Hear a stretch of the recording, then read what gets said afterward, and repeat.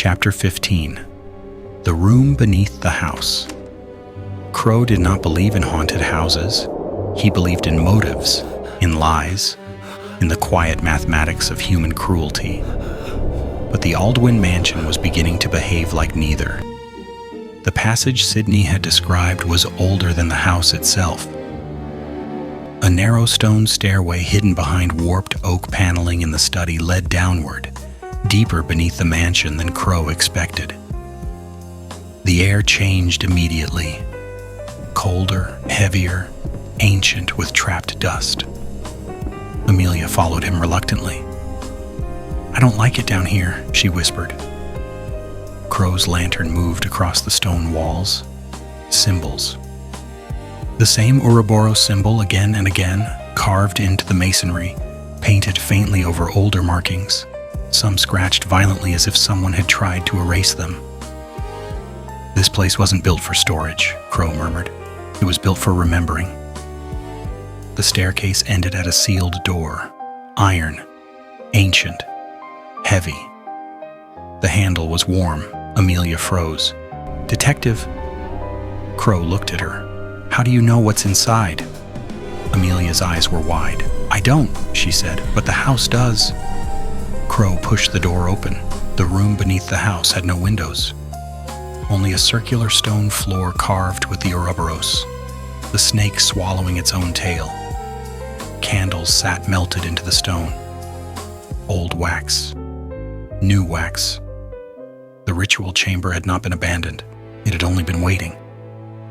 Then Amelia staggered. Her hand flew to her head. Crow caught her before she fell. "What did you see?" Her voice trembled. "I saw, Edgar." She looked at the center of the circle.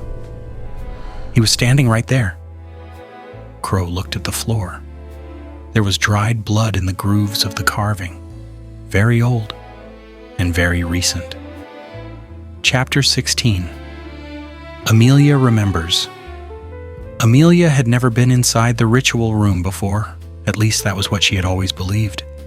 But as Crow guided her back up the narrow stairs, memories pushed against her mind, like something trying to break through locked doors.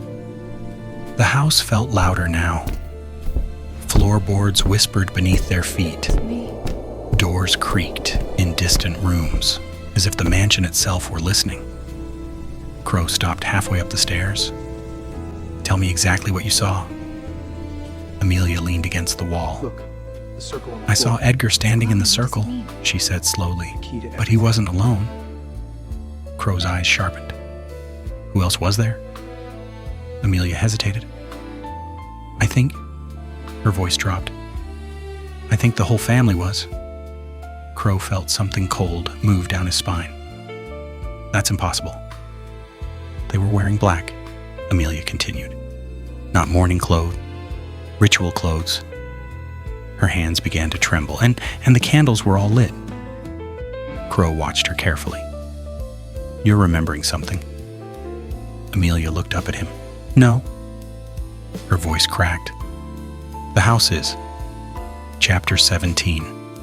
The Aldwyn Blood Oath. The family gathered again that evening. But the tension had changed. Crow could feel it before he even entered the dining room. The Aldwyns knew something had been discovered. Constance Aldwyn stood at the head of the table. Edward and Eleanor sat across from each other like enemies forced into temporary peace. Thomas leaned casually against the fireplace. Only Amelia stood apart. Crow walked slowly to the center of the room. "I found the chamber beneath the study," he said. Silence fell instantly. Edward stood up. "You had no right." "I also found the ritual circle," Crow continued. Edward sat down again. Constance's expression did not change. "Detective," she said calmly, "you are beginning to misunderstand what this house is." Crow studied her carefully. "Then help me understand." Thomas laughed softly, a quiet, unsettling sound. "You think Edgar was murdered?" Thomas said. Crow did not respond. Thomas's smile widened. "No one killed Edgar." Crow's voice was calm.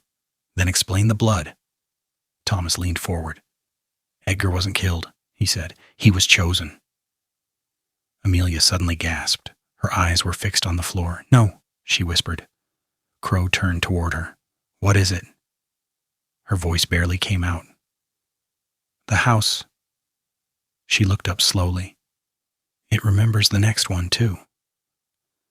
The candles in the room flickered violently, and somewhere deep inside the mansion, a door slammed shut.